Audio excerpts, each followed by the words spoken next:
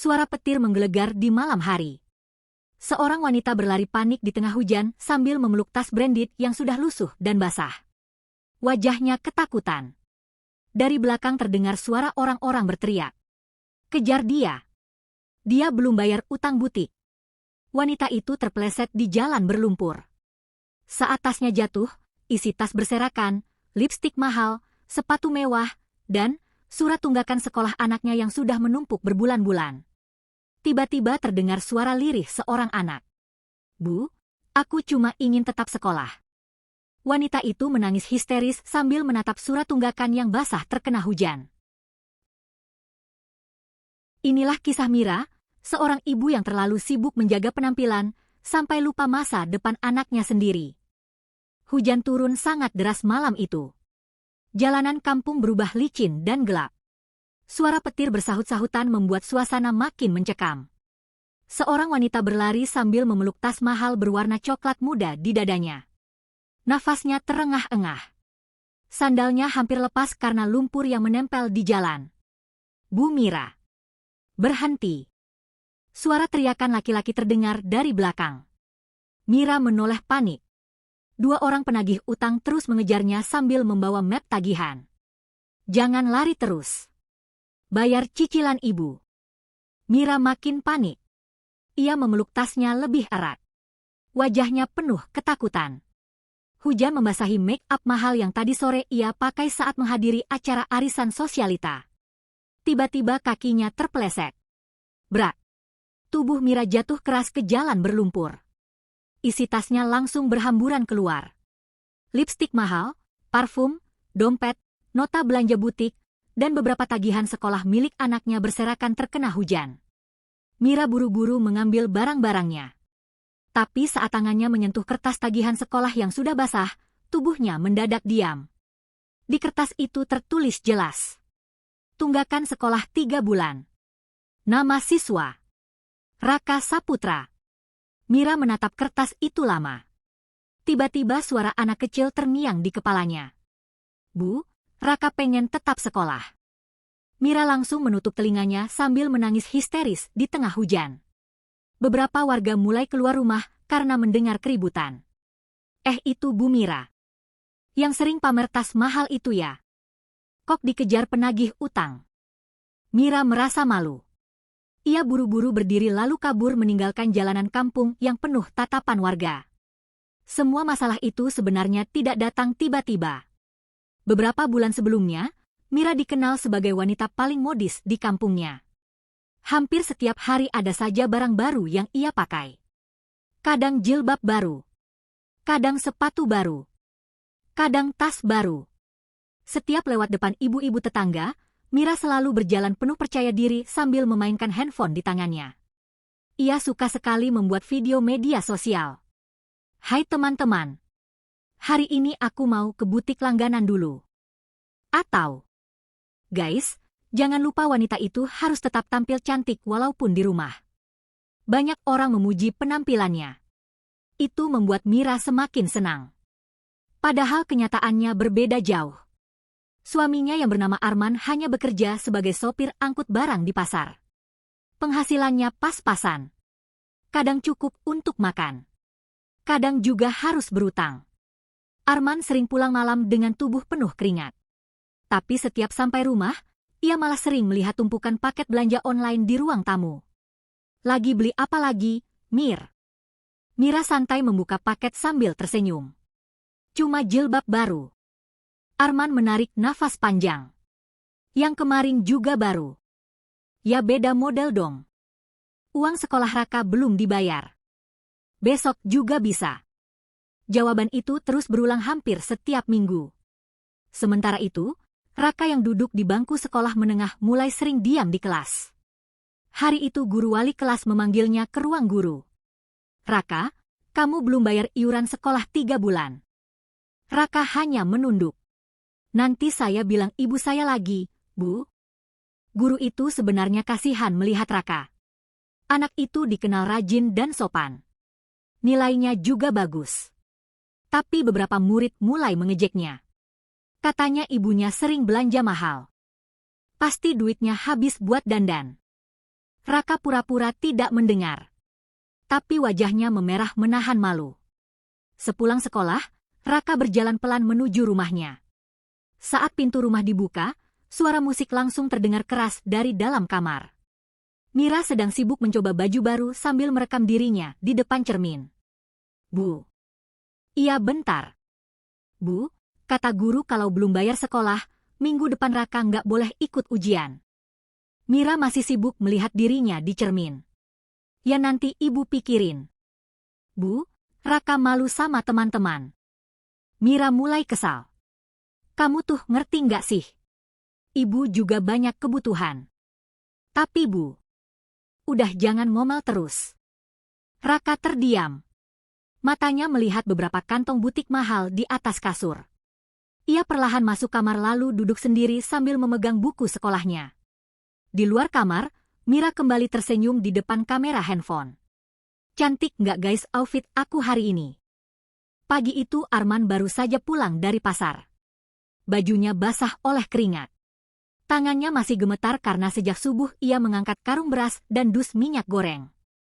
Belum sempat duduk, matanya langsung melihat Mira sibuk membuka paket baru di ruang tamu. Kamu beli lagi, Mir? Mira tersenyum sambil mengeluarkan sepatu hak tinggi berwarna putih mengkilap. Bagus enggak? Arman memejamkan mata sebentar menahan kesal. Ini uang dari mana? Cicilan. Cicilan lagi. Mira langsung memasang wajah jutek. Jangan cerewet deh. Aku juga pengen kelihatan bagus. Arman meletakkan tas kerjanya dengan keras. Yang harus dipikirin itu sekolah anak kita dulu. Raka masih bisa sekolah. Kalau terus nunggak gimana? Mira malah sibuk mencoba sepatu barunya sambil bercermin. Arman akhirnya memilih diam. Ia tahu kalau istrinya sudah mulai keras kepala sejak suka bermain media sosial dan ikut pergaulan ibu-ibu sosialita di kota. Dulu Mira tidak seperti itu. Sejak sering melihat teman-temannya tampil mewah, Mira mulai takut diremehkan orang. Semua harus terlihat sempurna. Walaupun sebenarnya isi dompet mereka hampir kosong. Siang harinya Raka pulang sekolah dengan wajah pucat. Di tangannya ada amplop merah dari sekolah. Ia masuk rumah pelan-pelan. Bu. Mira yang sedang rebahan sambil bermain handphone menjawab malas. Apa? Ini surat dari sekolah. Mira membuka amplop itu sekilas lalu langsung melemparkannya ke meja. Nanti juga ibu urus. Raka berdiri mematung. Bu, kepala sekolah bilang kalau besok belum bayar, Raka disuruh berhenti sementara. Ya udah bilang aja belum ada uang. Tapi Bu, udah sana jangan ganggu ibu. Raka menggigit bibirnya menahan sedih.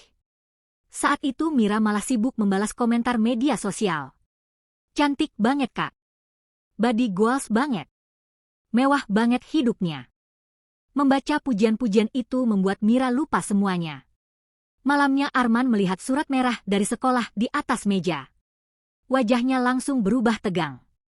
Mira, apa lagi sih? Raka terancam berhenti sekolah. Ya jangan lebay. Arman mulai meninggikan suara. Ini bukan masalah kecil. Mira ikut emosi. Aku juga capek dengar masalah uang terus. Karena kamu nggak pernah mikir. Jadi sekarang salah aku. Memang. Suasana rumah langsung hening. Raka yang mendengar pertengkaran itu hanya diam di balik pintu kamar. Dadanya terasa sesak. Ia sebenarnya ingin membantu ayahnya. Tapi ia tidak tahu harus bagaimana. Keesokan harinya, Raka tetap pergi sekolah walaupun perasaannya tidak tenang. Saat pelajaran berlangsung, seorang guru datang ke kelas. Raka, ikut ibu ke kantor. Semua murid langsung melihat ke arahnya. Jantung Raka berdegup kencang. Di ruang kepala sekolah, ia melihat beberapa berkas di atas meja. Kami sudah memberi waktu cukup lama. Raka hanya menunduk. Kamu anak baik. Tapi sekolah juga punya aturan. Maaf, Pak. Besok terakhir. Kalau belum ada pembayaran, kamu tidak boleh masuk dulu. Raka keluar ruangan dengan langkah lemas.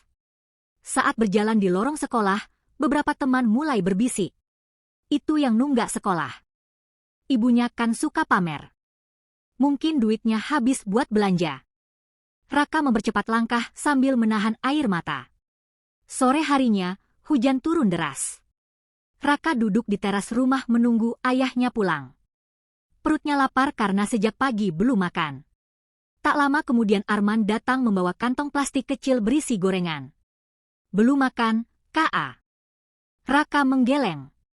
Arman mengusap kepala anaknya pelan. Nanti ayah usahainnya. Raka akhirnya tidak bisa menahan tangis. Ayah, Raka malu. Arman terdiam. Dadanya terasa sakit mendengar suara anaknya yang bergetar. Di dalam rumah, Mira sedang sibuk berdandan. Malam itu ia ingin pergi menghadiri ulang tahun teman arisannya di sebuah restoran. Arman masuk kamar dan melihat meja rias penuh kosmetik mahal. Mira, pakai dulu uang itu buat sekolah Raka. Mira langsung berdiri. Aku nggak bisa batal datang. Anak kita mau dikeluarin. Sekali ini aja. Sekali. Sekali. Tapi terus begitu. Mira mulai kesal. Kamu tuh nggak ngerti perempuan. Arman tertawa kecil penuh kecewa. Aku memang nggak ngerti kenapa seorang ibu bisa lebih sayang sama tas dan make up daripada masa depan anaknya. Ucapan itu membuat Mira tersinggung. Lah. Mira melempar sisir ke meja dengan keras. Kalau hidup sama aku bikin susah, sana pergi. Arman menatap istrinya lama. Wajahnya terlihat sangat kecewa. Sementara di luar kamar, Raka mendengar semuanya sambil memeluk tas sekolahnya erat-erat. Pagi itu suasana rumah terasa dingin. Tidak ada suara obrolan seperti biasanya. Arman berangkat kerja lebih pagi tanpa banyak bicara. Mira masih tidur karena semalam pulang larut setelah menghadiri pesta ulang tahun temannya. Di meja makan hanya ada nasi dingin dan air putih. Raka duduk sendirian sambil memandangi surat tagihan sekolah yang masih belum dibayar. Hari ini adalah batas terakhir. Tangannya gemetar saat memasukkan buku ke dalam tas. Sebelum berangkat, ia sempat melihat ibunya masih tertidur sambil memeluk handphone. Bu. Tidak ada jawaban. Bu, Raka berangkat sekolah. Mira hanya menggerakkan tubuh sedikit lalu kembali tidur. Raka akhirnya keluar rumah dengan langkah pelan. Sepanjang jalan menuju sekolah, dadanya terasa tidak tenang. Ia berharap hari ini ada keajaiban. Namun saat pelajaran baru dimulai beberapa menit, wali kelas masuk sambil membawa map. Raka, ikut ibu sebentar. Suasana kelas langsung sunyi. Semua mata melihat ke arah Raka. Anak itu berdiri pelan lalu berjalan keluar kelas sambil menunduk. Di depan ruang guru, kepala sekolah sudah menunggu. Maaf, Raka. Suara kepala sekolah terdengar pelan. Kami sudah memberi waktu cukup lama. Raka menahan nafas. Kamu tidak boleh masuk dulu sebelum administrasi diselesaikan. Kalimat itu terasa seperti menghantam kepalanya. Pak, saya masih pengen sekolah. Kami mengerti. Tapi ini aturan. Raka menunduk semakin dalam. Tangannya mengepal kuat menahan tangis. Saat ia kembali ke kelas untuk mengambil tas, suasana langsung terasa berat. Beberapa murid berbisik-bisik. Itu dia. Kasihan banget. Aku bilang juga apa? Raka pura-pura tidak mendengar. Ia mengambil tasnya cepat-cepat. Tapi saat hendak keluar kelas, salah satu anak berkata cukup keras. Ibunya kan suka beli barang mahal. Seketika tawa kecil terdengar dari belakang.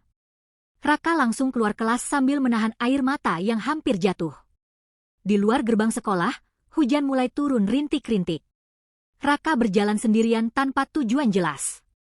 Ia tidak langsung pulang karena takut. Takut melihat ibunya yang mungkin tidak peduli lagi. Sementara itu di rumah, Mira sedang sibuk melakukan siaran langsung media sosial. Hai teman-teman. Hari ini aku mau review skincare baru. Wajahnya penuh make up tebal. Di belakangnya terlihat beberapa tas mahal sengaja dipajang. Jumlah penonton siaran langsungnya lumayan banyak. Mira tersenyum senang membaca komentar-komentar pujian. Tiba-tiba pintu rumah terbuka. Raka masuk dengan wajah pucat dan mata merah. Mira melirik sekilas. Pulang cepat amat. Raka berdiri diam. Bu? Raka dikeluarin dari sekolah. Mira masih sibuk melihat layar handphone. Iya, nanti ibu urus. Bu, tadi Raka disuruh keluar depan teman-teman. Iya kan ibu bilang nanti juga selesai. Raka malu, Bu. Nada suara Raka mulai bergetar. Namun Mira malah kesal karena merasa siaran langsungnya terganggu. Udah sana masuk kamar dulu. Ibu lagi kerja. Kalimat itu membuat Raka terdiam. Kerja. Padahal yang dilakukan ibunya hanya sibuk mencari pujian orang. Raka perlahan berjalan masuk kamar. Di dalam kamar kecil itu, ia akhirnya menangis sendirian sambil memeluk seragam sekolahnya. Sore harinya Arman pulang lebih cepat karena tubuhnya tidak enak badan. Saat masuk rumah, ia langsung melihat Raka duduk termenung di teras. Kok di rumah? Raka diam beberapa detik sebelum akhirnya menjawab pelan. Aku dikeluarin sementara, yah. Tubuh Arman langsung lemas. Astaga! Ia masuk rumah dengan wajah tegang. Mira sedang sibuk memilih baju sambil mendengarkan musik dari handphone. Kamu tahu Raka dikeluarin? Mira menjawab santai. Nanti juga bisa balik lagi. Arman mulai emosi. Nanti terus. Ya terus aku harus gimana? Bayar sekolahnya. Aku lagi nggak ada uang. Arman tertawa pahit. Tapi buat beli baju ada. Mira langsung berdiri. Jangan nyalahin aku terus. Karena kamu memang salah. Suasana kembali memanas. Raka yang mendengar pertengkaran itu hanya menunduk di luar kamar. Tiba-tiba Arman memukul lemari dengan keras sampai Mira kaget. Aku capek kerja siang malam. Mira ikut berteriak. Aku juga capek hidup susah. Kita susah karena kamu. Mata Mira langsung melotot marah. Tanpa sadar ia mengambil tas mahal di meja lalu membantingnya ke lantai. Kalau aku jelek, orang bakal hina kita. Arman menatap istrinya tidak percaya. Sekarang kamu lebih takut dihina orang daripada kehilangan masa depan anak sendiri. Kalimat itu membuat rumah mendadak sunyi. Tidak ada yang bicara lagi. Malam semakin larut. Namun diam-diam, Raka keluar rumah membawa sandal lusuh dan jaket tipis. Anak itu berjalan menuju pasar tempat ayahnya biasa bekerja. Di wajahnya terlihat tekad yang membuat suasana malam terasa makin tidak tenang. Malam itu pasar masih ramai walaupun jam sudah hampir 10 malam. Truk pengangkut sayur dan beras terus keluar masuk area bongkar barang.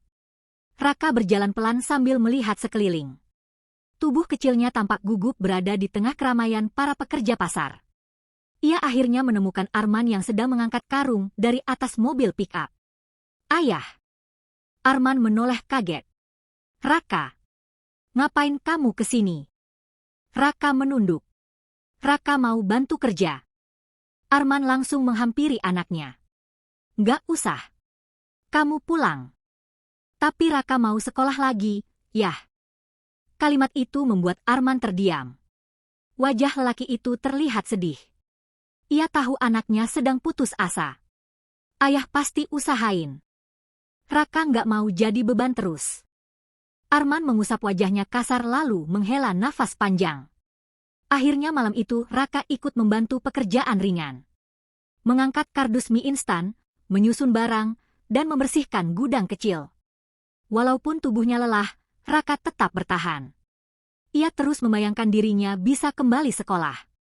Menjelang tengah malam, Raka mulai terlihat pucat. Tangannya gemetar karena belum makan sejak sore.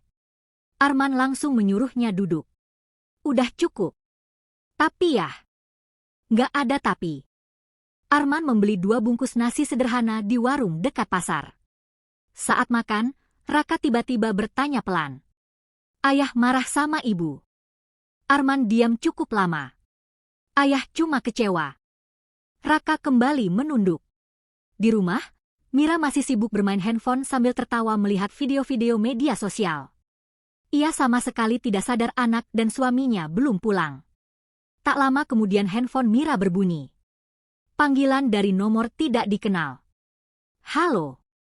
Selamat malam, Bu Mira. Kami dari pihak pinjaman online. Wajah Mira langsung berubah tegang. Kami mengingatkan pembayaran ibu sudah telat 2 minggu. Iya, nanti saya bayar. Kapan? Mira mulai kesal. Kalau ada uangnya saya bayar. Kalau tidak segera dibayar, data ibu akan kami sebar. Telepon langsung ditutup. Mira menggigit bibirnya sendiri. Sebenarnya utangnya sudah sangat banyak. Cicilan tas, sepatu, kosmetik, sampai pinjaman online terus menumpuk. Namun semua itu ia tutupi dari orang-orang sekitar. Beberapa menit kemudian, terdengar suara motor berhenti di depan rumah. Mira buru-buru mengintip dari jendela. 2 pria berdiri sambil melihat rumahnya. Jantung Mira langsung berdebar keras. Ia mematikan lampu depan rumah dan pura-pura tidak ada orang. Keesokan paginya, Mira kembali berdandan seperti biasa seolah tidak terjadi apa-apa. Ia pergi ke warung sambil memakai jilbab baru dan parfum mahal. Namun saat melewati beberapa ibu-ibu tetangga, ia mulai merasa aneh. Mereka terlihat berbisik-bisik sambil melirik ke arahnya. Itu rumahnya didatengin penagih semalam. Serius? Iya, aku lihat sendiri. Langkah Mira langsung melambat. Ia pura-pura tidak mendengar lalu berjalan lebih cepat. Rasa malu mulai muncul di hatinya. Tapi anehnya, bukan rasa bersalah kepada keluarganya yang muncul duluan. Ia justru takut kehilangan gengsi. Siang harinya Raka tertidur kelelahan di rumah setelah semalaman membantu ayahnya bekerja. Tangannya lecet karena mengangkat barang. Saat Mira masuk kamar, ia melihat kaki anaknya penuh kotoran dan debu pasar. Kamu dari mana semalam? Raka bangun perlahan. Bantu ayah kerja. Mira langsung mengerutkan dahi. Ngapain? Cari uang sekolah. Jawaban itu membuat Mira terdiam sesaat. Namun bukan rasa kasihan yang keluar. Ia malah kesal. Kamu tuh bikin malu aja. Raka bingung. Malu kenapa, Bu? Nanti orang-orang kira keluarga kita miskin. Raka menatap ibunya tidak percaya. Matanya mulai berkaca-kaca. Memang kita miskin, Bu. Kalimat itu membuat Mira langsung marah. Lah. Mira menampar bahu Raka cukup keras. Jangan ngomong sembarangan. Raka kaget lalu mundur perlahan. Saat itu Arman baru masuk rumah dan melihat semuanya. Mir, anak kamu ngajarin aku. Dia cuma ngomong jujur. Mira langsung membalas dengan nada tinggi. Kalian semua nyalahin aku terus. Arman mulai kehilangan kesabaran. Karena kamu nggak pernah sadar. Tiba-tiba suara ketukan keras terdengar dari pintu depan. Tok, tok, tok. Semua langsung diam. Ketukan itu terdengar lagi. Kali ini lebih keras. Bu Mira, keluar sebentar. Wajah Mira langsung pucat pasi. Tangannya mulai gemetar karena ia sangat mengenali suara itu. Ketukan di pintu semakin keras. Bu Mira, kami tahu ada orang di dalam. Mira langsung panik. Ia menatap Arman dengan wajah ketakutan. Bilang aja aku nggak ada. Arman menghela nafas kasar. Terus sampai kapan begini? Cepat sana. Tok, tok, tok. Bu Mira. Suara laki-laki di luar terdengar makin keras sampai beberapa tetangga mulai keluar rumah karena penasaran. Arman akhirnya membuka pintu perlahan. 2 pria berbadan besar berdiri sambil membawa map tagihan. Bu Mira ada. Arman menjawab pelan. Ada perlu apa? Kami dari pihak penagihan butik dan pinjaman online. Wajah Arman langsung berubah. Kami sudah berkali-kali menghubungi istri Bapak. Tetangga mulai melirik dari kejauhan. Mira yang bersembunyi di balik pintu kamar makin panik mendengar bisik-bisik warga. Pantas aja sering belanja. Ternyata utangnya banyak. Kasihan suaminya. Salah satu penagih utang mulai bicara lebih keras. Kalau belum bayar juga, kami akan sita barang. Arman mengepalkan tangan kuat-kuat menahan malu. Kasih waktu sedikit lagi. Kami sudah terlalu sering kasih waktu. Mira akhirnya keluar dengan wajah pucat. Jangan ribut di sini. Kalau begitu bayar sekarang, Bu. Mira langsung diam. Ia memang tidak punya uang sama sekali. Selama ini semua hanya terlihat mewah dari luar. Penagih utang lalu membuka daftar tagihan panjang di dalam Mac. Tas mahal, kosmetik, sepatu, pakaian butik, cicilan handphone, pinjaman online. Semua membuat Arman terdiam tidak percaya. Sebanyak ini. Mira menunduk. Tetangga mulai berbisik lebih ramai. Ya Allah. Banyak banget. Rasa malu langsung menghantam Mira. Wajahnya merah padam. Akhirnya kedua penagih utang itu pergi setelah memberi ancaman terakhir. Kalau minggu ini belum dibayar, kami datang lagi. Pintu rumah langsung ditutup keras oleh Arman. Suasana di dalam rumah mendadak tegang. Arman melempar map tagihan ke meja. Ini semua apa? Mira mulai menangis. Aku cuma pengen hidup enak. Enak buat siapa? Aku capek hidup miskin. Kita makin miskin karena kamu. Suara Arman kali ini benar-benar penuh amarah. Raka hanya berdiri diam di sudut ruangan sambil memegang tas sekolahnya. Ayah! Diam dulu, Ka. Arman kembali menatap Mira dengan mata merah. Anak kita sampai berhenti sekolah. Mira mulai membela diri. Aku nggak pernah nyuruh dia berhenti. Tapi kamu yang bikin semua terjadi. Mira menutup wajahnya sambil menangis keras. Namun di dalam hatinya masih ada satu perasaan yang lebih besar daripada rasa bersalah. Takut dipermalukan orang. Sore harinya Mira keluar rumah diam-diam memakai masker dan kacamata hitam. Ia pergi menemui teman sosialitanya di sebuah kafe kecil. Sesampainya di sana, beberapa temannya langsung memandang aneh. Mir, katanya rumah kamu didatengin penagih utang. Mira langsung tertawa palsu. Ah, cuma salah paham. Namun salah satu temannya malah berkata santai. Kamu hati-hati deh. Sekarang banyak yang ngomongin kamu. Ucapan itu membuat Mira tidak fokus sepanjang pertemuan. Ia merasa semua orang mulai memandang rendah dirinya. Saat hendak pulang, Mira melihat postingan media sosial seseorang. Video rumahnya saat didatangi penagih utang ternyata sudah menyebar di grup warga. Tangannya langsung gemetar. Komentar-komentar mulai bermunculan. Pamer terus ternyata utang. Kasihan anaknya. Demi gengsi rela bikin keluarga susah. Wajah Mira memucat. Untuk pertama kalinya, ia merasakan rasa malu yang sangat besar. Namun bukannya sadar, Mira justru makin terobsesi mengembalikan citra dirinya. Malam harinya ia membuka lemari lalu melihat sebuah kotak kecil berisi perhiasan emas pemberian ibunya dulu. Ia menatap perhiasan itu lama. Lalu tiba-tiba tersenyum kecil. Keesokan paginya Arman mencari laptop milik Raka untuk dijual sementara demi biaya sekolah. Namun laptop itu tidak ada. Raka, laptop kamu mana? Raka bingung. Tadi masih ada, yah. Mereka langsung mencari ke seluruh rumah. Sampai akhirnya Arman melihat nota pegadaian di meja rias Mira. Tangannya langsung bergetar membaca tulisan di kertas itu. Laptop telah digadaikan.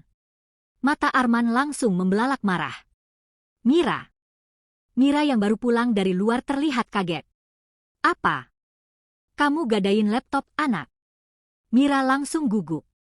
Aku butuh uang. Buat apa? Mira diam beberapa detik. Namun saat Arman melihat kantong belanja butik di tangan istrinya, wajahnya langsung berubah gelap. Raka menatap ibunya dengan mata penuh kecewa. Sementara Mira perlahan mundur karena mulai merasa semua kebohongannya satu persatu terbuka. Arman berdiri menatap kantong butik di tangan Mira dengan nafas memburu. Sementara Raka hanya diam mematung di dekat meja makan. Suasana rumah terasa sangat berat. Kamu gadain laptop sekolah anak cuma buat beli ini. Suara Arman terdengar pelan, tapi penuh amarah. Mira langsung membela diri. Aku juga butuh hiburan. Hiburan. Arman tertawa kecil penuh kecewa. Anak kita kehilangan sekolah. Kamu malah sibuk mikirin penampilan. Mira mulai emosi. Semua orang juga pengen hidup bagus. Tapi nggak sampai nyakitin keluarga sendiri. Mira membuang muka. Aku capek hidup susah terus. Arman mendekat sambil menunjuk kantong belanja di tangan Mira. Yang bikin kita susah itu kamu. Kalimat itu membuat Mira langsung tersulut marah. Kenapa semuanya salah aku terus? Karena emosi, Mira melempar kantong belanja itu ke lantai. Beberapa kosmetik mahal berjatuhan. Raka refleks mengambil salah satu barang yang hampir pecah. Namun saat melihat harga di kotaknya, tubuhnya langsung diam. Harga satu kosmetik itu hampir sama dengan uang tunggakan sekolahnya. Raka perlahan menunduk. Dadanya terasa sakit. Malam itu tidak ada yang makan bersama. Arman duduk sendirian di teras rumah sambil memegangi kepalanya. Sementara Mira sibuk bermain handphone di kamar seolah masalah belum terlalu besar. Namun sebenarnya keadaan mulai semakin buruk. Besok paginya, Arman berangkat kerja lebih awal karena mendapat tambahan pekerjaan mengantar barang ke luar kota. Tubuhnya sebenarnya sudah sangat lelah. Matanya merah karena kurang tidur. Sebelum pergi, ia sempat memandang Raka yang masih tertidur di ruang tamu. Arman mengusap kepala anaknya pelan. Ayah pasti bikin kamu sekolah lagi. Beberapa jam kemudian, Mira sedang duduk santai sambil menonton video fashion di handphone. Tiba-tiba handphonenya berbunyi. Nomor tidak dikenal. Halo. Apakah benar ini keluarga Pak Arman? Jantung Mira langsung berdebar. Iya. Pak Arman kecelakaan saat mengantar barang. Tubuh Mira langsung lemas. Handphone hampir jatuh dari tangannya. Sekarang beliau di rumah sakit. Dunia Mira seperti berhenti sesaat. Tak lama kemudian Mira dan Raka bergegas ke rumah sakit menggunakan ojek. Sepanjang perjalanan, Raka terus menangis diam-diam. Sesampainya di rumah sakit, mereka melihat Arman terbaring lemah dengan kepala diperban dan tangan penuh luka. Raka langsung memegang tangan ayahnya. Ayah. Arman membuka mata perlahan lalu tersenyum lemah. Nggak apa-apa. Namun dokter mengatakan Arman harus istirahat cukup lama dan tidak boleh bekerja berat dulu. Kalimat itu membuat Mira makin panik. Tidak ada pemasukan. Utang menumpuk. Biaya rumah sakit juga belum lunas. Saat keluar dari ruang dokter, Mira melihat beberapa pesan masuk di handphonenya. Tagihan baru. Ancaman penyitaan. Peringatan pinjaman online. Tangannya gemetar hebat. Untuk pertama kalinya, Mira benar-benar merasa sendirian. Namun masalah belum selesai. Ketika mereka pulang ke rumah sore harinya, beberapa barang di teras sudah diberi tanda sita. Tetangga kembali melihat dari kejauhan. Kasihan banget. Itu akibat kebanyakan gengsi. Mira menunduk malu sambil berjalan cepat masuk rumah. Malamnya rumah terasa gelap dan sunyi. Arman hanya bisa berbaring menahan sakit. Raka duduk di dekat ayahnya sambil memijat pelan tangannya. Sedangkan Mira termenung sendiri di depan cermin meja riasnya. Ia memandangi wajahnya lama. Make up mahal. Tas mahal. Sepatu mahal. Semua benda yang dulu membuatnya bangga kini terasa seperti beban. Tiba-tiba matanya tertuju pada sebuah undangan pesta dari teman sosialitanya. Acara makan malam mewah di hotel kota. Mira menatap undangan itu lama. Di luar kamar, suara batuk Arman terdengar keras. Raka juga terlihat tertidur di lantai karena kelelahan. Namun anehnya, pikiran Mira justru mulai dipenuhi rasa takut kehilangan pergaulan dan status sosialnya. Ia menggenggam undangan pesta itu erat-erat. Lalu perlahan membuka lemari untuk memilih pakaian terbaik yang masih ia punya. Malam acara pesta itu akhirnya tiba. Hotel tempat acara terlihat sangat mewah. Lampu-lampu besar menyala terang. Musik terdengar keras memenuhi ruangan. Mira datang dengan gaun terbaik yang masih ia punya. Ia memakai make up tebal untuk menutupi wajah lelahnya. Saat masuk ke dalam aula, beberapa temannya langsung melihat ke arahnya. Namun berbeda dari biasanya. Tatapan mereka kini terasa aneh. Tidak lagi penuh kagum. Mira tetap mencoba tersenyum dan berjalan percaya diri. Ia duduk sambil pura-pura menikmati acara. Tapi sebenarnya pikirannya kacau. Utang. Rumah sakit. Raka. Arman. Semua terus berputar di kepalanya. Tiba-tiba suasana ruangan mendadak gaduh. Dua pria penagih utang datang masuk ke aula sambil membawa map. Mereka langsung menunjuk ke arah Mira. Itu dia. Semua orang langsung menoleh. Wajah Mira seketika pucat. Salah satu pria itu berjalan cepat menghampirinya. Bu Mira, kapan ibu bayar utangnya? Mira langsung panik. Jangan di sini. Kami capek dibohongi terus. Beberapa tamu mulai berbisik-bisik. Itu yang viral kemarin. Oh, yang suka pamer itu ya? Mira merasa seluruh tubuhnya gemetar. Ia mencoba berdiri dan pergi, tapi salah satu penagih menarik tas mahal yang ada di tangannya. Ini aja disita dulu. Brak. Tas itu jatuh ke lantai. Isi make up dan barang-barang di dalamnya berserakan. Beberapa orang bahkan mulai merekam dengan handphone. Mira benar-benar dipermalukan di depan banyak orang. Ia langsung menangis lalu berlari keluar hotel di tengah hujan deras. Sepatu hak tingginya patah saat menuruni tangga hotel. Tubuhnya jatuh terduduk di pinggir jalan. Untuk pertama kalinya dalam hidupnya, Mira merasa benar-benar hancur. Tidak ada lagi pujian. Tidak ada lagi teman yang peduli. Tidak ada lagi kebanggaan yang tersisa. Tiba-tiba handphonenya berbunyi. Nama Raka muncul di layar. Dengan tangan gemetar, Mira mengangkat telepon. Bu? Suara Raka terdengar panik sambil menangis. Ayah pingsan lagi. Mata Mira langsung membelalak. Ia buru-buru bangkit lalu berlari mencari kendaraan. Hujan terus mengguyur tubuhnya sepanjang perjalanan menuju rumah sakit. Sesampainya di sana, Mira melihat Raka duduk sendirian di lorong rumah sakit sambil menangis. Baju anak itu basah oleh hujan dan keringat. Ayah, kenapa? Raka menunduk. Tadi ayah maksa kerja lagi diam-diam. Tubuh Mira langsung lemas. Saat masuk ke ruang perawatan, ia melihat Arman terbaring dengan alat bantu pernafasan.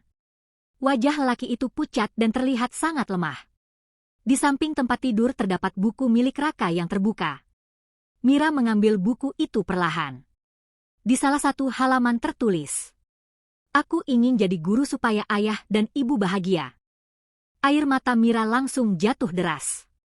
Tangannya gemetar memegang buku itu. Ia menoleh ke arah Raka yang kini tertidur kelelahan di kursi rumah sakit. Baju anak itu lusuh. Tangannya lecet karena bekerja. Saat itulah hati Mira benar-benar hancur. Ia sadar selama ini terlalu sibuk mengejar pujian manusia sampai lupa pada keluarganya sendiri. Mira terduduk sambil menangis sejadi-jadinya. Maafin ibu, nak. Beberapa hari setelah kejadian itu, Mira berubah total. Ia menjual semua barang mewah miliknya. Tas, sepatu, kosmetik, perhiasan. Semua dijual untuk membayar utang dan biaya sekolah Raka. Ia juga meminta maaf kepada Arman dan anaknya. Perlahan kehidupan mereka mulai membaik. Raka akhirnya bisa kembali sekolah. Walaupun hidup mereka sederhana, tapi rumah itu mulai kembali hangat. Kini Mira tidak lagi sibuk mencari pujian orang lain. Ia lebih memilih membantu anaknya belajar dan menjaga suaminya di rumah. Karena akhirnya ia sadar, penampilan mewah tidak akan menyelamatkan hidup seseorang. Tapi keluarga yang dijaga dengan tulus akan menjadi kebahagiaan yang sebenarnya. Jangan pernah mendahulukan gengsi dibanding tanggung jawab. Karena pujian manusia hanya sementara, tapi luka dalam keluarga bisa bertahan sangat lama. Orang tua yang baik bukan yang paling mewah penampilannya, tapi yang paling peduli pada masa depan anaknya. Pesan moral. Harta dan penampilan tidak ada artinya jika didapat dengan mengorbankan keluarga sendiri. Pendidikan anak adalah amanah yang harus dijaga. Jangan sampai demi terlihat hebat di mata orang lain, kita justru menghancurkan orang-orang yang paling menyayangi kita. Terima kasih sudah mendengarkan cerita ini sampai akhir. Kalau kalian suka cerita penuh pelajaran seperti ini, jangan lupa tulis pendapat kalian di kolom komentar, tekan like, dan subscribe agar tidak ketinggalan cerita menarik berikutnya di channel ini. Sampai jumpa di cerita selanjutnya.